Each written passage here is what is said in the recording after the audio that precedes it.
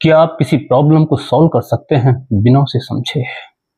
क्या आप दुश्मन को बिना समझे हरा सकते हैं? शायद नहीं, लेकिन यही काम स्ट्रेस को हराने में करते हैं। क्या सच में कभी आपने स्ट्रेस को समझा है? स्ट्रेस क्या है?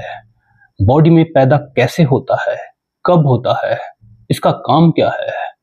और माइंड का रोल क्या है स्ट्रेस को पैदा करने में? इसको बिना समझे हम स्ट्रेस को हरा नहीं सकते। आज हम स्ट्रेस को समझेंगे।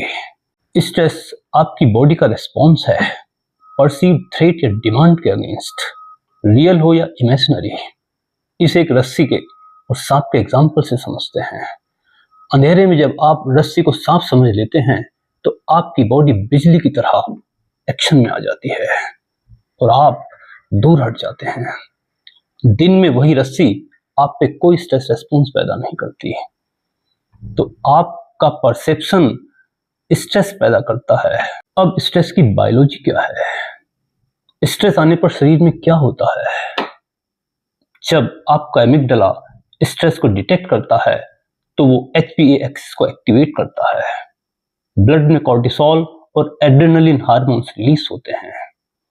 फाइट या फ्लाइट रेस्पॉन्स ट्रिगर होता है। Heart beat, blood sugar, blood pressure बढ़ जाते हैं और डाइजेशन और इम्यून फंक्शन स्लो हो जाते हैं। शरीर में सब होता क्यों है? अगर ये ना हो तो ट्रक के अचानक सामने आ जाने पर हम खुद को बचा नहीं पाएंगे। अचानक सांप देखकर बिजली की तरह पीछे नहीं हट पाएंगे। ये शरीर का शॉर्ट टर्म सर्वाइवल मैकेनिज्म है। कुदरत ने हमें खुद को बचाने के लिए दिया है। अब एक्यूट और क्रोनिक स्ट्रेस को समझते हैं। अगर स्ट्रेस थोड़े समय के लिए है तो वो एक्यूट होता है। एक्यूट स्ट्रेस अडेप्टिव होता है। ये फोकस को शार्पन करता है, एनर्जी को मोबिलाइज करता है और थ्रेट रिजॉल्व हो जाने के बाद कॉर्टिसोल नीचे आ जाता है, बॉडी नॉर्मल स्टेट में आ जाती है। असली प्रॉब्लम है क्रॉनिक स्ट्रेस। जब थ्रेट लगातार बना रहता है, नर्वस सिस्टम को चैन ही नहीं मिलता, वो लगातार एक्टिवेट रहता है लंबे समय तक, कॉर्टिसोल एलिवेटेड रहता है, तो ऐसा स्ट्रेस क्रॉनिक स्ट्रेस होता है। इसमें स्लीप, मेमोरी, मूड और अंत में फिजिकल हेल्थ बुरी तरह अफेक्ट होती है। अब स्ट्रेस की साइकोलॉजी समझते हैं। माइंड का क्या रोल है स्ट्रेस को पैदा करने में? स्ट्रेस सिर्फ इवेंट नहीं है, ये उसका अप्रेजल भी है, इवेंट का मूल्यांकन। सेम डेडलाइन फेस करने वाले दो लोग डिफरेंट स्ट्रेस रेस्पॉन्स दे सकते हैं। डिपेंड करता है कौन इसे थ्रेट समझता है, मैं फेल हो जाऊंगा, और कौन इसे चैलेंज समझता है, मैं इसे हैंडल कर सकता हूं। और यहीं से क्रोनिक स्ट्रेस का जन्म होता है। इवेंट से नहीं, इवेंट के इंटरप्रिटेशन से। यहीं से स्ट्रेस बायोलॉजी होना बंद हो जाता है। अब ये सेल्फ मैन्युफैक्चर्ड हो जाता है, टोटली माइंड जनरेटेड।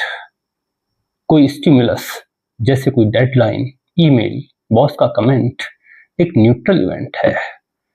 ये स्ट्रेस पैदा तब करता है जब आप उसे कोई मीनिंग असाइन करते हैं। आपका माइंड कोई मीनिंग असाइन करता है उस इवेंट को, जैसे मैं फेल हो जाऊंगा, लाइफ मेरे लिए अब बदतर हो जाएगी, नॉर्मल नहीं रह पाएगी, मैं इतना अच्छा नहीं हूं, वगैरह वगैरह। लेजरस की अप्रेजल थ्योरी इसे दो भागों में बांटती है। प्राइमरी अप्रेजल, क्या ये थ्रेट है? सेकेंडरी अप्रेजल, क्या मैं इसे हैंडल कर सकता हूं?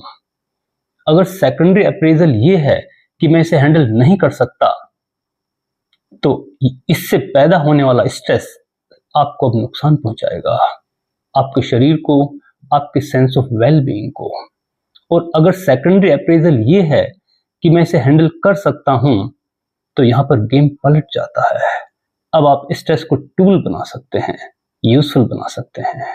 सेल्फ मैन्युफैक्चर्ड स्ट्रेस की एक और लेयर है माइंड का प्रेजेंट से निकल जाना। ज्यादातर माइंड जनरेटेड स्ट्रेस उस बारे में नहीं होती जो अभी हो रहा है। ये या तो रूमिनेशन होता है, आप उस इवेंट को रिप्ले करते हैं जो पास्ट में हो चुकी है और स्ट्रेस रेस्पॉन्स पैदा करते हैं। बार बार उस इवेंट को याद करके आप स्ट्रेस को बनाए रखते हैं। दूसरी चीज एंटिसिपेशन, आप किसी ऐसे फ्यूचर को एंटिसिपेट करते हैं जो भी हुआ ही नहीं और स्ट्रेस रेस्पॉन्स पैदा करते हैं और माइंड उसे ऐसे मान लेता है कि जैसे अब हो चुका है।